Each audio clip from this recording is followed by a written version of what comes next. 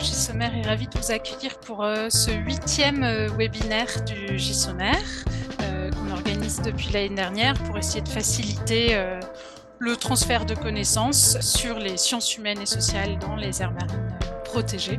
Et donc aujourd'hui, on accueille Sylvie Campagne de la station biologique de Roscoff, qui a, dans le cadre d'un postdoc, mené une enquête auprès des gestionnaires d'aires marines protégées, dont vous faites peut-être partie, sur la connaissance des services écosystémiques rendus par les milieux marins et côtiers. Et donc, elle va nous restituer les résultats de cette enquête aujourd'hui. Merci, la parole est à toi, Sylvie. Bonjour à tous, merci beaucoup. Est-ce que je peux avoir l'autorisation pour partager mon écran? Mais je peux en profiter donc pour vous remercier d'être là, remercier certains d'entre vous dont j'ai déjà reconnu les noms et qui ont participé à l'enquête. De manière générale, merci beaucoup à tous les gens qui ont participé à l'enquête, ceux qui ont fait les crash tests du début et ceux qui ont participé après. Et donc cette étude a été menée avec Andrea Couratier, qui était en stage de M2 en début d'année, encadrée par Éric Thiebaud, et avec la collaboration de Alix Levin, de Paul Sebois, de Pierre Semama, de Damien Béouin, de Rémi Montgruel, de Joachim Claudet et de Fabrice Notte. Ok, super. Donc voilà, comme je disais, c'est une étude qui a été menée cette année avec Andrea Couratier. Donc ça, avec un financement Marie Curie et le programme Bienvenue de la région Bretagne, et aussi avec la FRV CESAV.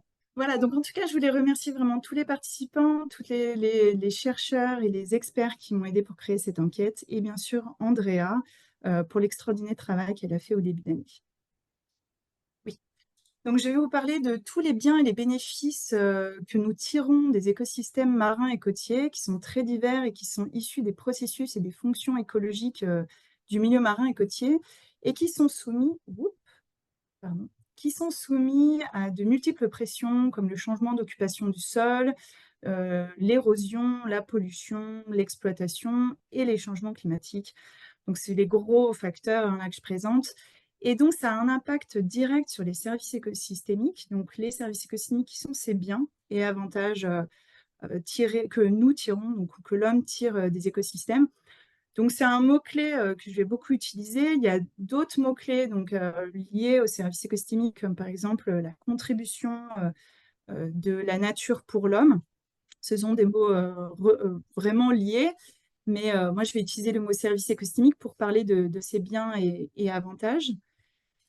Ils sont généralement regroupés en 3 catégories. Les services d'approvisionnement avec tout ce qui est matériel, nourriture. Généralement, il y a des indicateurs avec des quantités assez claires derrière ces services d'approvisionnement. Les services de régulation, c'est tout ce qui est la régulation de la qualité de l'eau, du sol, de l'air, mais aussi la séquestration du carbone et donc la régulation des facteurs de changement globaux, enfin de changement climatique. Et dans les services culturels, on a tout ce qui est activités récréatives et touristiques, et aussi tout ce qu'on peut mettre derrière la notion de représentation culturelle, avec la valeur esthétique, symbolique et la contribution des milieux naturels, opportunités de recherche et d'éducation. La préservation de ces services écosystémiques est importante et ils sont déjà présents dans de nombreux objectifs d'action de protection, de conservation, de préservation, que ce soit directement en utilisant le mot service écosystémique ou indirectement, sans utiliser directement ce concept. Par exemple, dans les aires marines protégées, il y a différents types d'aires protégées et d'aires marines protégées, et avec des finalités de création différentes. Et on retrouve dans ces finalités des liens directs avec la notion de service écosystémique lorsqu'on parle du maintien du patrimoine culturel, lorsqu'on parle de l'exploitation durable des ressources et aussi de la valeur, par exemple, paysagère. Ainsi, l'objectif de cette étude a été en 2 gros points. Le premier, c'est d'identifier les connaissances des gestionnaires sur ces services rendus par les milieux côtiers et les milieux marins, afin de mettre en avant s'il y a des manques, s'il y a des besoins de transmettre des connaissances, s'il y a besoin des connaissances directes pour, voilà, pour, augmenter, les chances de bon accomplissement des missions de gestion. Donc c'était le premier point et le deuxième point, c'était de profiter de l'extraordinaire connaissance des gestionnaires à travers leur travail quotidien sur le territoire pour pouvoir, voilà, avoir une vision de l'évolution des services culturels. Donc on s'est focalisé sur les services culturels pour ce point, puisque les services culturels, il y a vraiment un manque de données, d'indicateurs et donc on voulait avoir la vision, la perception des gestionnaires sur l'évolution de ces services culturels qu'on a séparés en activités récréatives et en représentation culturelle. Et le but, c'était vraiment d'avoir ce premier bilan puisque, des résultats, de méta-analyse que j'ai pu faire ces dernières années montrent un manque vraiment très, très important de données sur ces services culturels et donc la vision des gestionnaires est très importante là-dessus. Ma présentation va être organisée avec une structure vraiment classique. Tout d'abord, tout ce qui est la présentation de l'aire d'étude, les gestionnaires et les entretiens et l'enquête. Ensuite, dans les résultats, je vais présenter d'abord les caractéristiques des gestionnaires, des AMP touchés et ensuite, voilà, qu'est-ce qui définit, le pool de gestionnaires qui ont répondu au questionnaire? Et ensuite, les résultats propres sur les connaissances exprimées par les gestionnaires, les évolutions perçues, des activités récréatives et des représentations culturelles. Et on finira, bien sûr, par une discussion et des questions. Donc, on s'est focalisé sur la France métropolitaine avec la côte méditerranéenne, Atlantique et Manche et mer du Nord. En se focalisant sur les parcs, les réserves et les zones Natura 2000, donc avec une partie maritime évidemment. On a commencé par lister toutes ces AMP, on a listé ensuite les contacts liés aux structures de gestion et si possible directement les gestionnaires et on a envoyé des invitations pour programmer un entretien par email. Ainsi, l'enquête a eu lieu principalement en visioconférence avec le partage d'écran, donc le partage de l'enquête elle-même qu'on a remplie au fur et à mesure avec le gestionnaire. Ça dure entre 45 minutes et 1 heure. C'est des entretiens semi-directifs dans le sens qu'on suivait vraiment un cadre, mais il y avait aussi des questions ouvertes pour pouvoir prendre toutes les informations que voulait partager le gestionnaire. Cette étude respecte le RGPD et a été examinée et validée par le comité éthique de Sorbonne Université. L'enquête elle-même a été divisée en plusieurs parties. Donc tout d'abord, des éléments de caractéristiques du répondant, donc du gestionnaire, avec des éléments sur lui et sur les AMP qu'il pouvait gérer.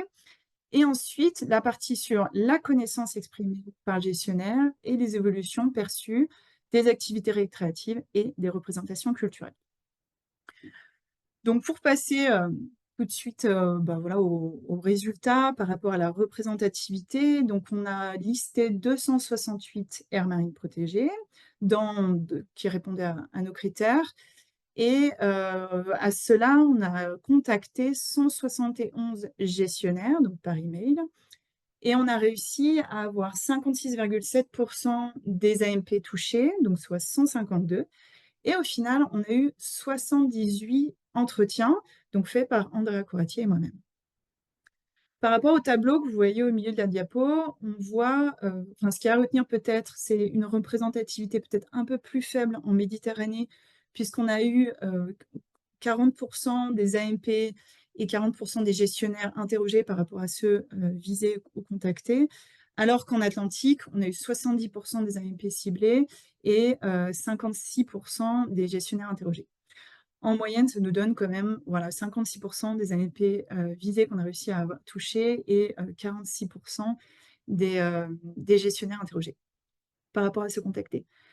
Aussi, l'information à retenir, c'est une représentativité importante des zones Natura 2000 par rapport à leur nombre beaucoup plus important, qu'on a réussi à avoir 100% des parcs naturels marins et aussi qu'on a réussi à avoir 50% des réserves naturelles nationales, etc. Donc nous, on est vraiment contents et encore une fois, je voudrais remercier toutes les personnes qui ont participé à cette étude. 45% de réponses par rapport aux gens contactés, c'est vraiment impressionnant et donc encore une fois, merci beaucoup pour vos intérêts. Donc voilà, pour donner un peu plus d'informations sur les gestionnaires interrogés, donc on a une bonne balance hommes-femmes Et on a demandé aussi l'ancienneté du gestionnaire sur le site, donc sur son AMP, son ou ses AMP, et aussi l'ancienneté sur le type de poste. Parce qu'en effet, on peut garder le même type de poste et changer d'AMP, ou on peut évoluer au sein d'une AMP ou changer de mission. Les premières catégories, les 3 premières catégories de l'ancienneté, c'est de 0 à 10 ans, donc ça veut dire une ancienneté de moins de 10 ans. On remarque que cela représente plus de 50% du panel des gestionnaires interrogés. Donc ça veut dire que et moins de 5 ans, on est sur plus de 25%. Donc on a 25%, 30%. Et donc on a quand même une bonne part de gestionnaires jeunes dans leur ancienneté sur l'AMP et sur le type de poste. Comme on est intéressé ici par la notion de connaissance, on a voulu interroger les gestionnaires sur les sources de connaissances qu'ils estiment avoir. Donc, c'est-à-dire que comme ils accomplissent une mission professionnelle, d'où vient la connaissance qu'ils sollicitent pour accomplir cette mission professionnelle. Donc, on a différencié tout d'abord, est-ce que ça vient d'une formation, donc que ce soit une formation professionnelle ou les diplômes qu'ils ont pu passer, des activités personnelles, des expériences professionnelles qui nourrissent elles-mêmes leurs actions actuelles, la transmission d'informations entre gestionnaires, mais aussi entre collègues, entre partenaires, entre usagers, etc. Donc vraiment, toutes les discussions qu'ils peuvent avoir, la transmission d'informations dans le cadre professionnel. Et enfin, l'apprentissage plutôt individuel via le visionnage de vidéos ou la lecture d'articles, de rapports, peu importe le type de lecture.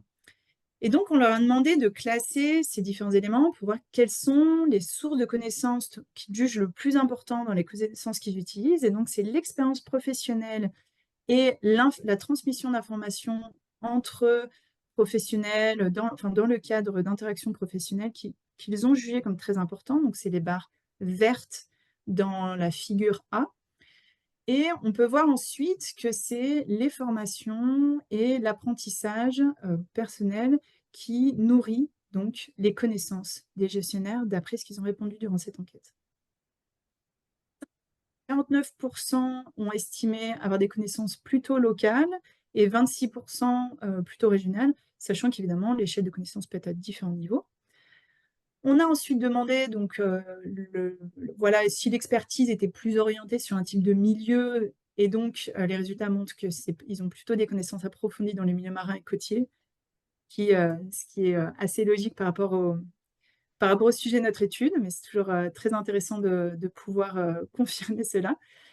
Et ensuite, en dernier point de cette diaporama, on a demandé si les gestionnaires connaissaient déjà la notion de service écosystémique. Et 72% ont répondu déjà bien connaître cette notion et avoir déjà, c'est-à-dire vraiment avoir potentiellement déjà l'utiliser professionnellement. Et 26% ont exprimé la connaître un peu. Ainsi, on a pu enchaîner avec la première question du gestionnaire, de l'enquête, pardon, qui était, d'après vos connaissances et celles que vous jugez nécessaires pour accomplir votre travail, donc on est vraiment dans un cadre de savoir orienté pour accomplir les missions professionnelles, quels sont vos niveaux de connaissance des services rendus par les milieux marins et côtiers? On peut des connaissances très faibles, acceptables dans le sens des activités professionnelles que le gestionnaire a menées, élevées, et de répondre qu'ils étaient tout simplement pas concernés par ce service écosystémique en fonction des différentes choses qui se passent dans l'AMP concernée par le gestionnaire. Donc voici le graphique qu'on va détailler ensemble qui présente l'ensemble des résultats sur les connaissances exprimées par les gestionnaires, avec en rouge le pourcentage de gestionnaires qui expriment avoir des connaissances très faibles, en bleu foncé le pourcentage de gestionnaires qui expriment avoir des connaissances plutôt élevées. Donc pour commencer à décortiquer ce graphique, on peut se focaliser d'abord sur les gestionnaires qui ont exprimé avoir des connaissances très faibles ou faibles, et on peut voir que 78% ont exprimé avoir des connaissances très faibles ou faibles sur le service de régulation de la pollution liée aux pathogènes, suivi de 61% des gestionnaires qui expriment avoir des connaissances faibles ou très faibles sur la régulation des pollutions chimiques. Donc c'est vraiment les services de régulation liés à la pollution qui sont les 2 services les plus, voilà, où il y a le plus de connaissances faibles, suivis par la contribution des milieux marins et côtiers à la santé mentale et au bien-être de l'homme, où 60 des gestionnaires ont exprimé avoir des connaissances plutôt faibles ou très faibles. Ensuite, 50 ont exprimé avoir des connaissances faibles sur les ressources extraites. Donc on parle de toutes les extractions du milieu marin et côtier qui ont à des fins, industrielles et médicales hors nourriture pour l'homme. Ensuite, la valeur symbolique est estimée à 48 enfin 49 comme ayant des connaissances très faibles ou faibles. Et pour la séquestration du carbone, c'est assez intéressant, puisqu'il y a le même pourcentage de gestionnaires qui estiment avoir des connaissances faibles ou très faibles, ou avoir des connaissances élevées ou acceptables. Donc il y a vraiment ces divisions en deux, soit avoir des connaissances trop faibles la régulation, la régulation du climat à travers la séquestration du carbone des milieux marins et côtiers, élevés ou très faibles, ou faibles, pardon. Alors à l'opposé, on a aussi beaucoup de services où les connaissances sont estimées comme élevées ou acceptables, avec 5 services où il y a plus de 80 des gestionnaires qui ont estimé avoir des connaissances acceptables ou élevées. Donc tout d'abord, la contribution des milieux marins dans les opportunités d'éducation, de sensibilisation et de recherche scientifique. Les activités récréatives et touristiques sont estimées aussi comme connues à 90 et la capacité des habitats à réguler l'érosion côtière, mais aussi à être une source d'habitat pour les espèces et une zone de nurserie à 92 Une autre information est intéressante dans ce graphique, c'est les 2 services où il y a un pourcentage élevé de gestionnaires qui ont estimé ne pas être concernés par ce service écosystémique. Donc en effet, on a vraiment laissé l'opportunité aux gestionnaires d'exprimer là où, voilà, ça ne les concernait pas, puisque c'est vraiment quelque chose qu'ils ne rencontraient pas dans leur activité professionnelle.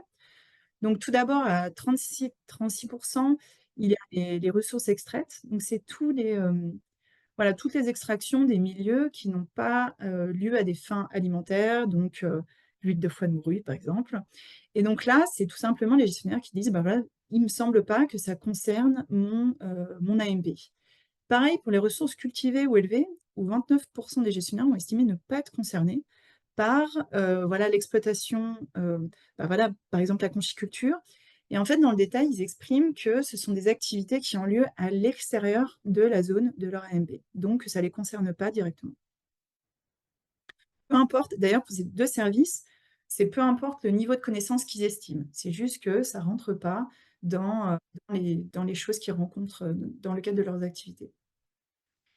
Donc voilà comment lire ce graphique et les résultats principaux sur les connaissances exprimées par les gestionnaires sur les services écosystémiques. Nous, on a essayé d'aller ensuite plus loin en regardant dans quelle mesure ces résultats, donc ces connaissances exprimées, peuvent être orientés en fonction de caractéristiques du gestionnaire ou des AMP touchés. Donc, comme on l'a vu tout à l'heure, on a demandé le genre du gestionnaire, son ancienneté sur le site, sur le poste. En parallèle, on a aussi recueilli l'âge de l'AMP, donc le nombre d'années depuis la création de l'AMP, le type d'AMP, la localisation de l'AMP par rapport aux 3 régions maritimes, la superficie de l'AMP et la proportion de surface marine. Parce qu'en fonction des types d'AMP, c'était pas à 100 marin.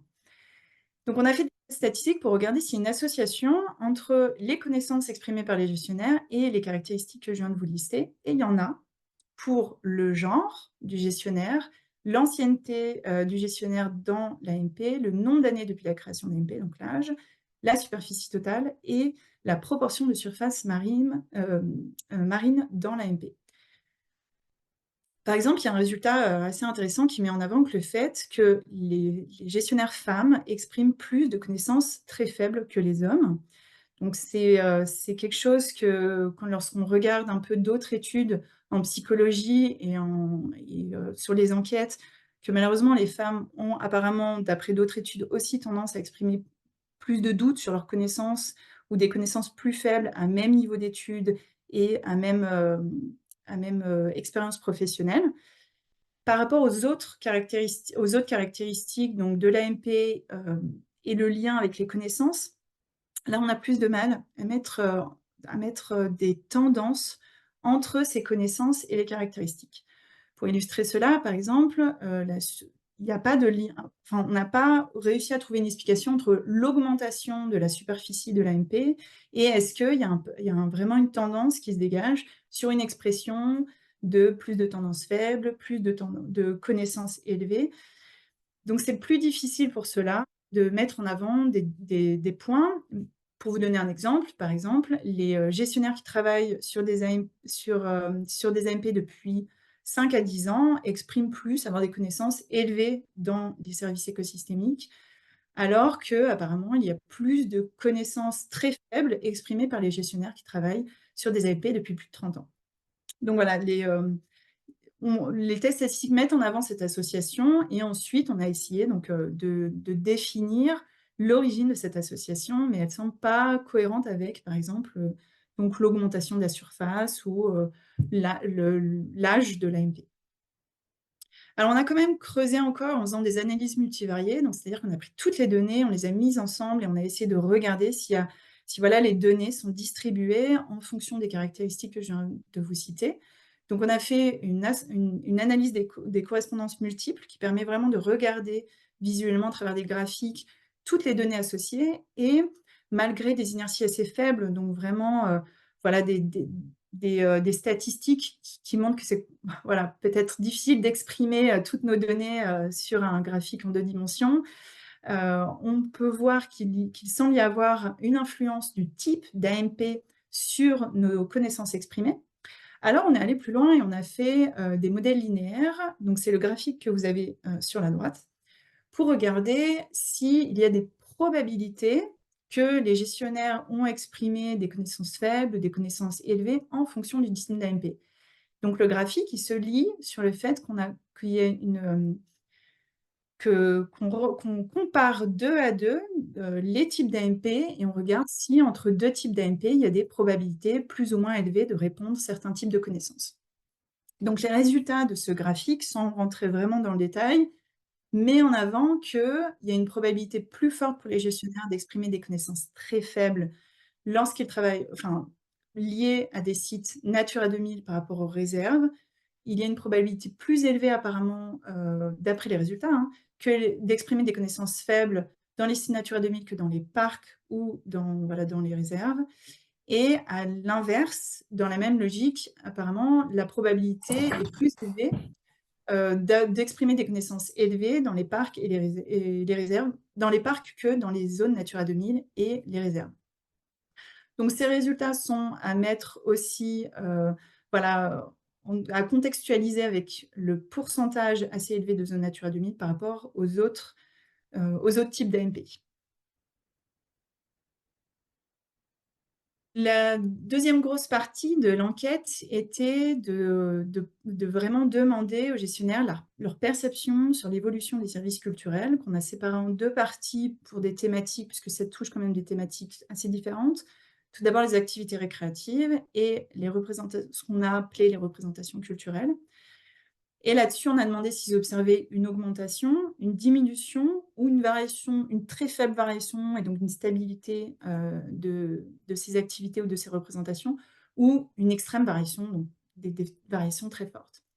Et la question était, d'après ce que vous observez, comment estimez-vous que les activités récréatives et les représentations culturelles ont évolué ces dernières années? Donc là-dessus, on faisait le lien avec, l'ancienneté du gestionnaire. Et on a demandé aussi en question ouverte s'ils avaient un facteur en tête qui pouvait être à l'origine de cette évolution. On a proposé de différencier les activités récréatives selon les besoins matériels et techniques. Donc on a différencié la pêche récréative avec les loisirs nautiques, donc tout ce qui flotte, les loisirs sur le littoral, différencié avec la baignade et ensuite on a différencié, l'observation hors de l'eau et l'observation sous l'eau, donc tout ce qui est palme, mast, tuba et plongée sous-marine. Donc là, vous avez les pourcentages de réponses des gestionnaires, donc le pourcentage de gestionnaires qui ont répondu observer une augmentation, la stabilité, et cetera. Et donc, on remarque que majoritairement, les gestionnaires ont exprimé une augmentation de ces activités récréatives, sauf pour la pêche récréative, où 47% des gestionnaires estiment que c'est une activité qui est plutôt stable ou qui est avec une variation très très faible ou sans variation, alors que 32% expriment une augmentation, mais c'est le seul service où il y a vraiment des gestionnaires un nombre important de gestionnaires qui ont exprimé une diminution, puisque 14% des gestionnaires ont exprimé une diminution de la pêche récréative. On a aussi l'observation sous l'eau, donc tout ce qui est palmax, tuba et plongée sous-marine, où il y a 37% de gestionnaires qui perçoivent une augmentation et 32 qui perçoivent une stabilité. Mais aussi pour ce service, il y a 20% des gestionnaires qui ont exprimé ne pas être concernés ou très, très peu par ce service, donc par le fait que dans leur AMP, il n'y a pas d'activité de palmas tuba ou de. Donc on a demandé, ensuite, après, avoir répondu à cette évolution perçue, s'ils avaient des facteurs explicatifs en tête liés à l'évolution perçue. De manière générale, les facteurs explicatifs qu'ils ont donnés sont valables pour l'ensemble des activités récréatives. Donc on a les activités récréatives qu'on retrouve en colonne, et en ligne, ce sont les facteurs explicatifs avec à l'intérieur le nombre d'occurrences, c'est-à-dire le nombre de fois où ce facteur est exprimé par un gestionnaire. Donc tout d'abord, la hausse de la fréquentation des AMP est vraiment mise en avant par l'ensemble des gestionnaires et est liée à l'augmentation des différentes activités récréatives. Et ensuite, il a été mis en avant le fait qu'il y ait un développement régulier de nouvelles pratiques, de nouvelles zones d'usage et la démocratisation du matériel pour pouvoir effectuer des activités récréatives. Un exemple assez caractéristique, c'est par exemple le paddle. Donc le paddle, il y a quelques années, c'était plutôt une activité où on louait un paddle, donc c'est-à-dire que les usagers étaient limités par l'ouverture des structures de location et le lieu où il y avait des structures de location. Alors que depuis peu de temps, depuis plusieurs années, les paddles peuvent être achetés dans les grandes surfaces pour un prix assez accessible. Et donc, on trouve des paddles à toute heure du jour et dans toutes les zones, alors qu'avant, voilà, on était plus limité par les zones où il y avait des structures locatrices. Et donc, à l'image du paddle, il y a aussi beaucoup d'autres activités qui se sont développées, de nouvelles activités avec des tendances en fonction des saisons. Un autre facteur explicatif aussi, c'est la météo, enfin le climat, avec un étalement de la saison, donc vraiment des activités récréatives qui sont présentes sur une période plus longue au cours de l'année. Et aussi un effet Covid qui a été mis en avant avec une augmentation depuis les confinements et vraiment cette volonté de reconnexion avec la nature et à travers plus d'activités sur le milieu marin et côtier. Donc, tout comme pour les connaissances, on a voulu étudier si les évolutions perçues étaient liées statistiquement avec nos caractéristiques des gestionnaires et de l'AMP. Et les analyses mettent en avant le fait qu'on a un lien entre l'évolution perçue des activités récréatives et le nombre d'années depuis la création de l'AMP, donc l'âge. Mais on n'a pas réussi à mettre en avant une tendance claire sur est-ce que plus l'AMP est âgé, on va dire, plus il y a donc d'observations élevées, etc. Il ne semble pas avoir de cohérence particulière entre l'augmentation de l'âge, mais plutôt des informations assez ponctuelles. Les gestionnaires qui travaillent dans des AMP qui ont plus de 30 ans ont plus répondu je ne sais pas que les autres, ou par exemple que des gestionnaires qui travaillent dans des AMP qui ont entre 20 et 30 ans ont plus répondu ne pas être concernés par certaines activités. Donc voilà, des tendances assez difficiles à mettre en avant et peut-être qui mériteraient donc d'autres études, d'autres enquêtes pour en savoir plus.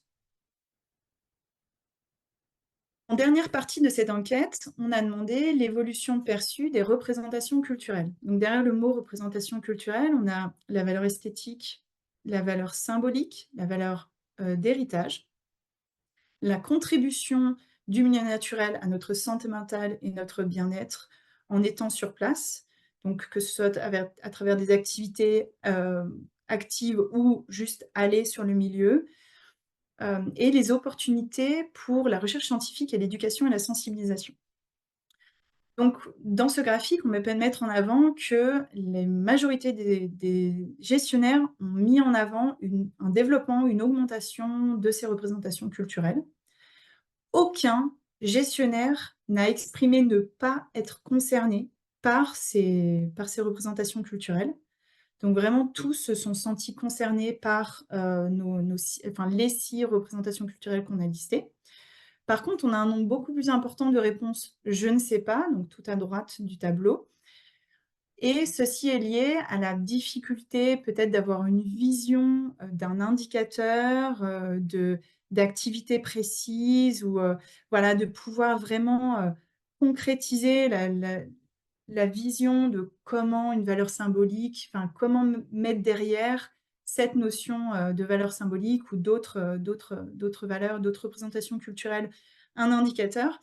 Puisque nous, le but, c'était vraiment qu'on influence pas trop le gestionnaire, donc le laisser d'abord essayer de trouver, en fonction de son expérience, des indicateurs et ensuite voir, en l'aidant, s'il pouvait avoir une vision de l'évolution. Donc par rapport à ça, on a majoritairement un développement, une augmentation mis en avant. Il y a aussi une stabilité qui est mise en avant quand même pour 25% des gestionnaires dans la valeur symbolique et les opportunités de recherche. Dans les opportunités de recherche, ça a été justifié majoritairement sur le fait que les activités des gestionnaires de l'AMP avec le monde de la recherche étaient déjà très intenses et donc n'avaient pas ni augmenté ni diminué, mais étaient de manière générale très intenses. Donc, tout comme pour les activités récréatives, on a demandé s'ils avaient des facteurs explicatifs de cette augmentation, de cette stabilité mise en avant. Et là-dessus, contrairement aux activités récréatives, les facteurs explicatifs sont vraiment individuels et particuliers par rapport à chaque représentation culturelle.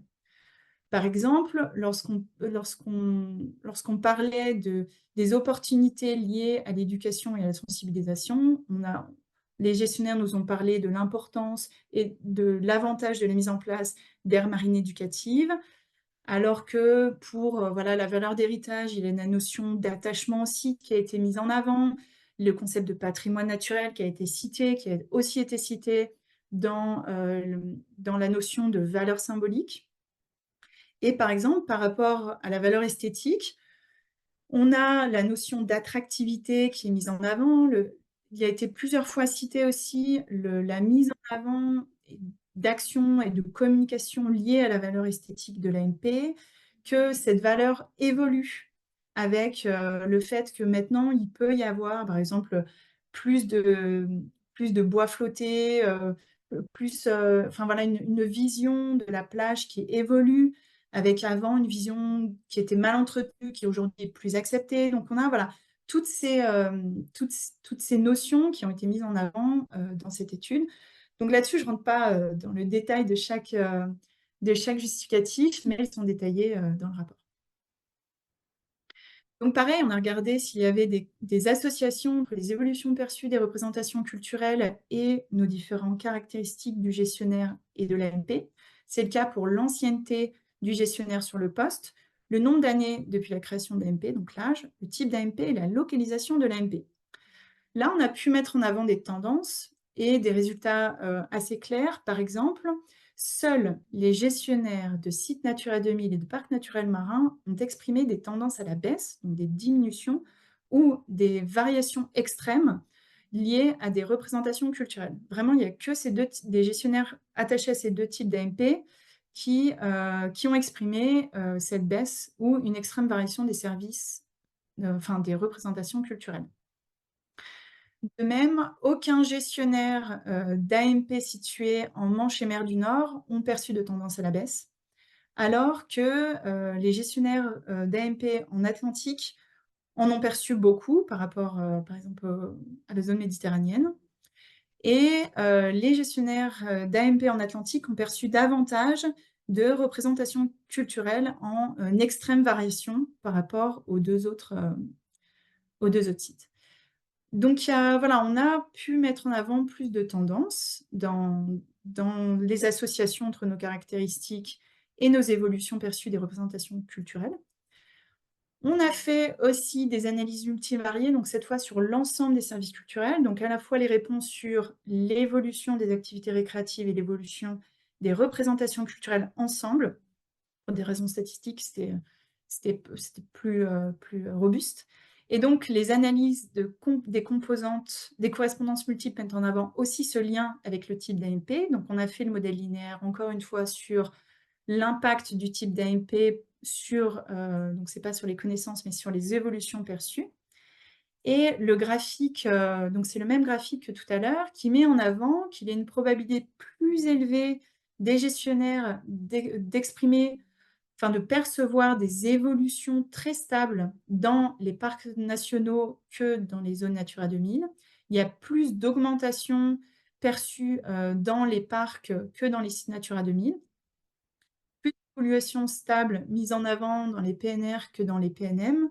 Et aussi, on remarque qu'il y a une probabilité plus élevée de mettre en avant de percevoir, d'exprimer le fait de ne pas être concerné, donc là on est dans les activités récréatives, dans les RNN que dans les parcs.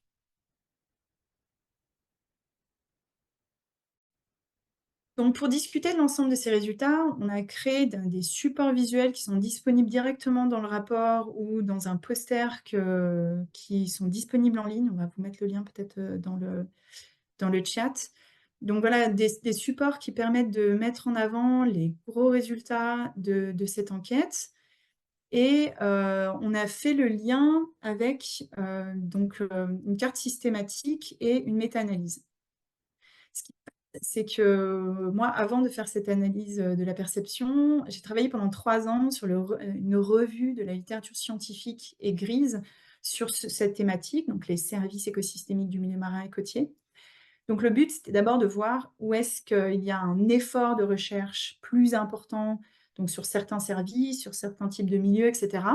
Et donc en faisant le lien avec les connaissances exprimées par les gestionnaires, on peut mettre en avant, est-ce que les manques exprimés par les gestionnaires sont aussi des manques qu'on a observés dans la littérature scientifique ou pas? Et donc, de manière générale, il y a un besoin d'études qui est toujours mis en avant, donc dans beaucoup d'études scientifiques et aussi par les gestionnaires, donc sur cette valeur socio-culturelle, sur la notion d'usage et de demande. Donc je n'ai pas abordé ça, mais effectivement, lié aux services culturels, on différencie vraiment ce que le milieu naturel peut fournir et ce que la société peut demander. Dans le cadre des activités récréatives, on est dans ce conflit entre la fréquentation et l'usage qu'il y a du milieu et dans quelle mesure le milieu peut accepter sans être trop perturbé voilà, de fréquentation. Il y a ce lien entre le bien-être et la santé mentale et la nature qui est de plus en plus étudié depuis, voilà, depuis la crise Covid, mais qui encore, il y a beaucoup d'interrogations. Le lien entre la nature et la valeur d'héritage, de symboles, mais aussi esthétique, doit aussi encore être développé, mais surtout avec un nombre de données assez importantes, un manque de données très importantes. Et par rapport aux connaissances très faibles et faibles exprimées par les gestionnaires, il y a vraiment un besoin de transmission sur les informations qui existent dans la littérature scientifique, sur les fonctions et les services liés à la régulation des pollutions, qui semblent ne pas être assez transmises. Par rapport aux évolutions perçues, la majorité met en avant une augmentation, un développement des activités récréatives et des représentations culturelles, que ce soit mis en avant par rapport à la fréquentation, au développement de pratiques ou un développement. Il y a vraiment des notions qui ont été récurrentes dans les facteurs explicatifs par rapport aux représentations culturelles. Le mot attractivité, attachement, l'appropriation du territoire ont été des mots forts cités plusieurs fois par les gestionnaires. Et Et aussi donc des évolutions stables mises en avant aussi pour des pourcentages aussi importantes aussi, d'activités récréatives. Le cas de la pêche, qui est aussi, particulier, qui est vraiment, le service culturel où il y a eu le plus de mise en avant de diminution perçus et les justificatifs, enfin les facteurs explicatifs, hein, qui ont été mis en avant, c'est un vieillissement de la population, et donc vraiment des pêcheurs, dans le cadre récréatif et aussi l'augmentation de la réglementation qui fait que, voilà, cette activité peut être moins menée. Les discussions qu'on a eues avec les gestionnaires mettent en avant un besoin vraiment important de suivi de la fréquentation des zones, enfin des AMP. Ensuite, de pouvoir étudier l'impact de cette fréquentation, de définir s'il y a besoin de seuil pour mettre en avant des mesures restrictives si l'impact est trop fort et l'impact de ces mesures restrictives. Ainsi, il a été vraiment mis en avant tout ce cercle entre la fréquentation, l'impact de cette fréquentation, les besoins de seuil, l'impact de mesures restrictives et quelles mesures restrictives il faut, mais aussi le besoin d'étudier l'impact des multiples pressions, puisque, on l'a bien vu dans les réponses, il y a plusieurs facteurs explicatifs qui sont toujours exprimés et donc d'étudier comment il y a un effet vraiment cumulatif entre ces différentes pressions. Par rapport aux analyses statistiques, on a mis en avant qu'il y a donc des liens entre les connaissances exprimées, les évolutions perçues et les caractéristiques du gestionnaire et de l'AMP. Mais il faut il faut vraiment contextualiser cela avec les proportions que nous avons dans les réponses, c'est-à-dire que je crois que c'est 62% des réponses sont associées à des sites Natura 2000 et de manière générale aussi, il y a une homogénéité des résultats qui a été assez qui a été mise en avant dans les résultats.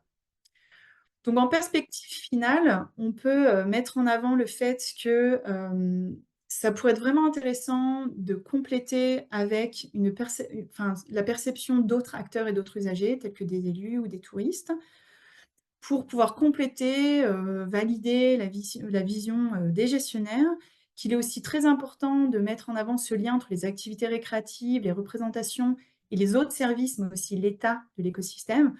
Par exemple, des études récentes mettent en avant que le fait que les activités et l'augmentation des activités récréatives n'est pas forcément liée à l'état du milieu et donc, par exemple, si l'eau est de plus en plus dégradée, il ne va pas y avoir forcément un impact direct sur l'activité, sauf si ça va jusqu'à une restriction claire et par exemple, le fait qu'on ne puisse plus accéder à la plage.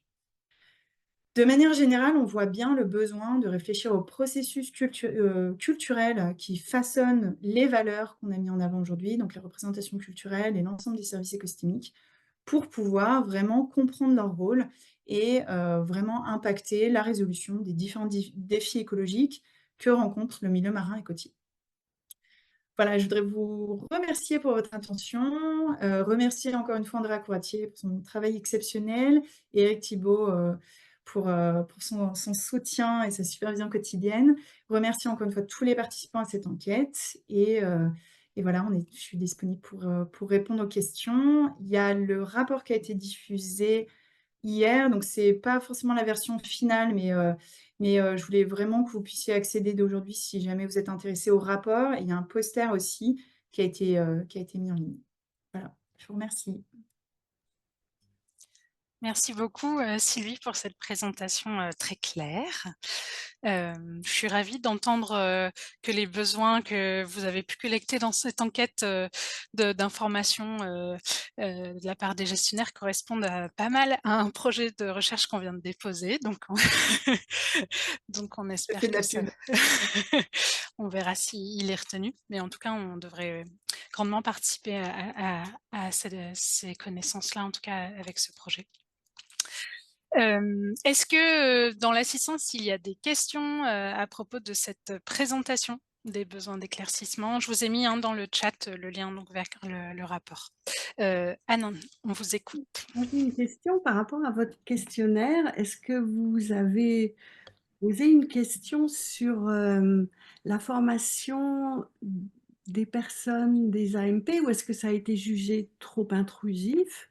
Et par rapport à ça, j'aurais une remarque sur la réponse sur le niveau de connaissance, le fait que les anciens disent qu'ils connaissent moins que les plus récents. J'ai 2 commentaires à faire. Et d'abord cette question. Donc, effectivement, on a demandé le niveau d'études. J'ai pas pu présenter aujourd'hui l'ensemble des données, puisque ça prendrait peut-être le double du temps, mais tous les résultats sont dans le rapport. Et donc, on a un pourcentage très, très élevé, je crois qu'on a 90% des répondants qui ont un bac plus 5. On a vraiment une homogénéité des profils des gestionnaires. Même les personnes qui ont 30 ans d'expérience avaient déjà bac plus 5 dans le domaine de la Alors, j'ai nature. pas regardé le lien, ou je ne me souviens pas qu'il y ait des différences entre l'âge de... alors déjà, il faut savoir que je n'ai pas pris l'âge. On n'a pas demandé l'âge du gestionnaire. Mais On a demandé son ancienneté. Voilà, ouais, ça c'est important. c'est quand Euh, même... oui, c'est un indicateur direct. Oui. Mais voilà, on n'a pas voulu demander l'âge du gestionnaire. Donc, il me semble pas, ou sinon c'est très très faible, parce qu'on a vraiment une très forte majorité de gestionnaires qui avaient un niveau élevé d'études. Après, il y en avait quelques-uns qui avaient un parcours un peu différent, dans le sens que ce n'était pas forcément un diplôme lié au milieu marin ou à la gestion, et que c'était une réorientation qui faisait qu'ils étaient maintenant dans la gestion du milieu, mais on était sur des niveaux d'études assez homogènes. Très bien, très bien. Non, parce que une des raisons pourrait être que ceux qui ont plus d'ancienneté avaient été recrutés plus, entre guillemets, sur le tas, avaient une connaissance peut-être plus empirique et que du coup se sentaient moins légitimes, entre guillemets, parce qu'ils n'avaient pas tel ou tel diplôme. Je ne sais pas, hein. C'était une interprétation possible. Et l'autre interprétation, c'est la courbe de la connaissance telle qu'on la connaît. C'est-à-dire qu'au début, on n'y connaît rien, donc la courbe est en bas. On apprend, du coup on arrive au pic, on se dit ah c'est top, là je connais presque tout. Et après on continue, on découvre et on dit ah mince non finalement j'y connais rien du tout. Et pouf, la courbe se casse la binette, quoi. C'est la courbe de la connaissance, elle est comme ça, quoi. Comme un peu Socrate qui disait je sais que je ne sais pas, quoi. Alors, on a regardé effectivement s'il y avait un lien, et c'est pour ça que voilà, j'ai préféré être transparente sur le fait qu'on n'a pas vu de lien entre l'ancienneté et vraiment des réponses logiques, donc plus faibles au début ou plus faibles à la fin, etc. On n'a pas remarqué cela. Mhm. Après, évidemment, ça, je ne sais pas si c'est vrai pour tout le monde et surtout pour la nouvelle génération, puisque les études montrent qu'en fonction de la génération, ce sentiment de tout connaître n'est pas forcément vrai pour la nouvelle génération. Donc, je crois que ça peut être peut-être pris avec des pincettes, mais ce n'est pas un résultat ou une interprétation qui semble correspondre au résultat de cette enquête. D'accord. En tout cas, j'ai trouvé très très clair, très bien illustré, très agréable à suivre. Donc merci beaucoup. J'ai une question similaire, Sylvie. Euh, Tu as évoqué le fait qu'il y avait une connaissance exprimée plus faible, enfin de niveau faible ou très faible dans les sites Natura 2000. Est-ce que tu as des éléments pour expliquer ça? Est-ce que c'est lié peut-être au genre? Parce qu'on a aussi vu que les femmes avaient tendance à davantage exprimer de plus faibles connaissances. Donc, est-ce qu'il y a peut-être plus de femmes dans les sites Natura 2000, ou est-ce que c'est lié justement à un niveau enfin, je sais pas, une formation différente, des âges, un accès à l'information qui serait différent, moins de formation continue? Enfin, est-ce que tu as des éléments? Alors malheureusement, c'est là où il faudrait faire une deuxième enquête, honnêtement. Après, c'est que des hypothèses. C'est que des hypothèses elles sont tellement faibles, mes hypothèses, que limite, je préférerais pas les dire, parce que je voudrais pas qu'on retienne un mauvais message. Donc voilà, moi, je me suis permise de dire ce que les résultats montraient dans le rapport et dans cette présentation. Après, il y a beaucoup d'interprétations et d'hypothèses qui peuvent être liées à ça. Le fait est qu'il y a une homogénéité des profils. Ça, c'est vraiment quelque chose qu'il faut mettre en avant. Donc, ça ne semble pas lié au niveau d'études. Bah, le, le fait est que enfin, on peut faire le lien avec la multiplicité des missions dans les parcs, contrairement au site Natura 2000, le fait que l'équipe peut être plus enfin voilà, il y a plein de facteurs liés à l'environnement du gestionnaire qui peut avoir un impact sur son sentiment de connaissance. Ça aussi, c'est quelque chose qu'on a remarqué, la spécificité du travail. Enfin voilà, selon si la mission, c'est une mission touche-tout, ou sinon on a une mission très focalisée sur un sujet, ça a un impact aussi sur les réponses aux connaissances. Donc voilà, il y a un ensemble de facteurs qui peuvent être mis en avant. Moi, je préfère pas faire trop d'interprétations, mais c'est vraiment c'est intriguant. Après, il faut pas oublier que dans nos résultats, 62 des gestionnaires ont été mis en lien avec un site Natura 2000, donc c'est quand même vraiment, un poids assez important, quoi, dans les analyses statistiques. Bien, en tout cas, s'il y a des gestionnaires dans l'assemblée qui ont des éléments de Oui, si vous réponse, avez des n'hésitez pas. hypothèses, je vous en prie. Est-ce qu'il y a des remarques ou des questions? Alors oui, Pascal des Sept-Îles, bonjour. Bonjour. Merci, merci Sylvie, enfin, c'est une très belle étude et il y a un bel échantillon et finalement, moi je trouve que cette étude, elle traduit beaucoup de choses. Alors déjà, ce serait intéressant d'avoir une évolution de ces perceptions pour le coup. Voilà, est-ce qu'il y a des données par le passé, il y a 20 ans, 30 ans, de cette question des activités récréatives ou de la représentation culturelle? Parce que je trouve que cette étude, elle traduit vraiment l'évolution finalement de, des gestionnaires et à quel point ces gestionnaires, en fait, ont un rôle de plus important et une forme de pluridisciplinarité, de complexité qu'ils n'avaient pas avant. Ou alors que ces gestionnaires ne se donnaient pas avant comme rôle et comme complexité. Enfin, je ne sais pas si c'est assez clair ce que je dis, mais en fait, il faut savoir d'où on vient. L'histoire de la conservation, c'est, on va dire, la priorité, c'était avant tout la nature et de la protéger et de la soustraire à un certain nombre de pressions. Et en fait, avec l'évolution du monde et d'autres activités qui sont arrivées, qui sont traduites dans tes résultats, c'est finalement l'importance de renouer le lien et de reconnecter l'homme à la nature. Et finalement, les gestionnaires de s'emparer de ce retour, de ces évolutions-là. Et donc là, je reviens aux conclusions de la nécessité, au-delà de ces résultats, et que ça serve. Et c'est de faire le lien avec les élus et les citoyens et les touristes. Parce que finalement, si, si ça peut aider cette étude à rappeler l'importance des AMP dans nos territoires, le rôle des différents gestionnaires et les poids qu'ils peuvent avoir. Et finalement, maintenant, il y a les systèmes de gouvernance qui peuvent être revus, élargis, etc. Mais je trouve que cette étude, elle ne doit pas être mise dans un tiroir, dans un fond de tiroir ou une armoire. Je pense qu'il faut vraiment qu'elle soit diffusée au monde politique et même socio-économique. Écoutez, j'ai fait mon maximum. Il y a un article scientifique qui va être soumis, il y a un rapport en français, il y a un poster, il y a une présentation, il y a une vidéo YouTube bientôt. C'est Donc, super. Non, c'est bien. merci beaucoup pour ce retour, Pascal, et merci beaucoup voilà, pour ta participation à l'enquête. Je ne sais pas, j'arrive pas à trouver où est la petite main. Ah, Je prends Ingrid, la on t'entend. parole. Vas-y. Oui. Et donc Ingrid Poziat à l'université de Brest. Merci beaucoup pour cette présentation hein, qui était très très intéressante.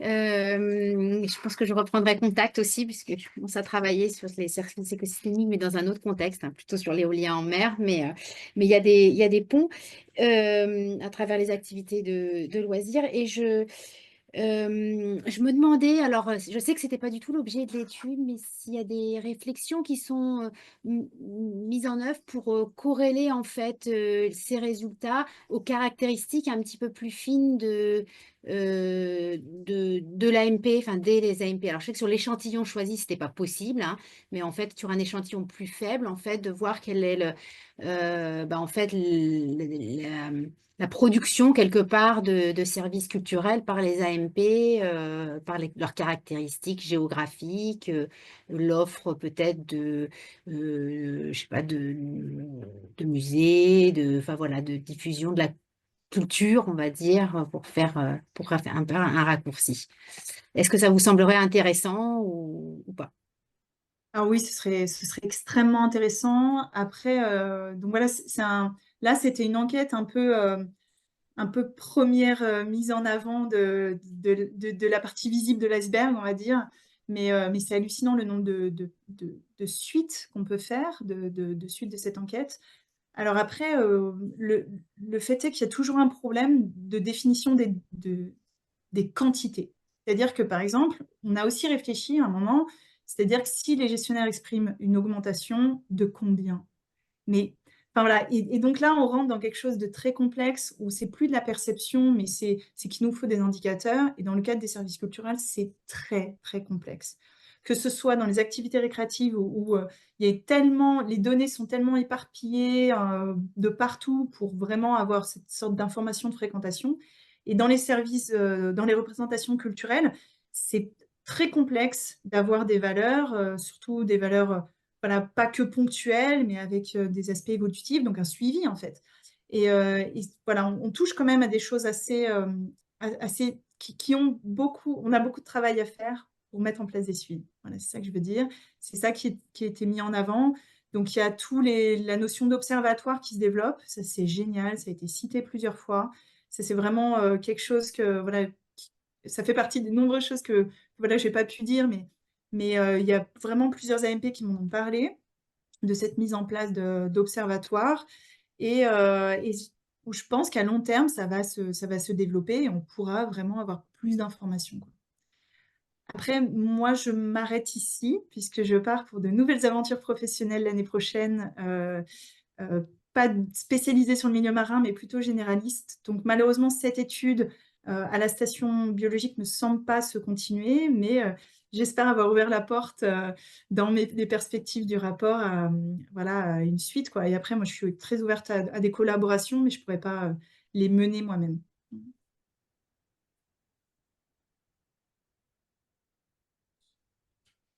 Bien, merci Sylvie. En tout cas, il y a effectivement plein de choses à faire à partir de ça. Le GISOMER va présenter au mois de janvier les résultats d'une enquête et il y aura beaucoup de parallèles à faire entre ces deux enquêtes. Et donc, je vais lire le rapport que tu as mis en ligne hier avec intérêt. Est-ce qu'il y a d'autres questions avant de clore ce webinaire, d'autres remarques qui peuvent être faites dans le public?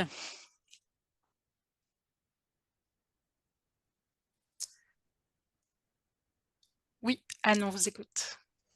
Et par rapport au suivi de fréquentation, qu'est-ce que tu penses par exemple, je sais que Vivre-Mort, il demande des comptages au moment des grandes marées, donc des comptages de sciences participatives. Est-ce que tu penses que ce serait une bonne idée d'en faire plus, enfin, qu'est-ce que tu penses de ça? Alors ça, c'est toujours le genre de question piège. Que penses-tu de cela? Ok, donc sans trop mouiller, moi, je pense que avoir des données sur ce qui se passe, c'est toujours bien et c'est toujours important à partir du moment où on respecte la liberté individuelle. Mais, euh, mais effectivement, après, il ne faut pas oublier qu'on est sur des contextes à chaque fois assez particuliers. Et on remarque que même au sein donc, de la France métropolitaine, il y a une diversité très importante de contextes, aussi bien la diversité de l'AMP dans le terme géographie, dans le terme surface, dans le terme type d'AMP, etc., qui fait que malheureusement, une solution ou une action proposée dans un site n'est pas forcément la plus adaptée pour un autre. Donc ça, c'est toujours vraiment la chose à garder en tête. Après, ça ne change pas le fait que c'est toujours important de tester des choses et de faire des retours d'expérience pour pouvoir voilà, partager ce qui marche et ce qui ne marche pas.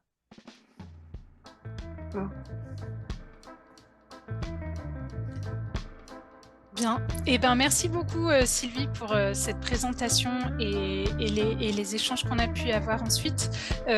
Donc ce webinaire pourra être retrouvé donc en ligne d'ici quelques semaines sur la page YouTube du GSOMER. Et donc 2 autres webinaires sont prévus au mois de janvier 2025 et je vous en informerai rapidement. Merci à tous pour votre présence et à bientôt. Merci à tous. Merci.